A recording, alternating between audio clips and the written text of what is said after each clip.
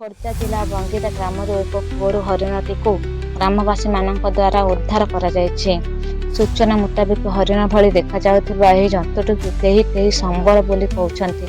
ଶୁଣିବାକୁ ମିଳିଛି ରାତିର ଅନ୍ଧାର ହୋଇଥିବାରୁ ଜନ୍ତୁଟି ପାଣିର ସନ୍ଧାନରେ ଗ୍ରାମରେ ପଶିଯାଇ ଗ୍ରାମର ଏକ କୂଅରେ ପଡ଼ିଯାଇଥିବାର ସୂଚନା ମିଳିଛି ଓ ସକାଳେ କିଛି ମହିଳାମାନେ କୂଅରୁ ପାଣି ଆଣିବାକୁ ଯିବାରୁ ଦେଖିଲେ ଜନ୍ତୁଟି କୂଅ ଭିତରେ ପଡ଼ି ଛଟପଟ ହେଉଛି।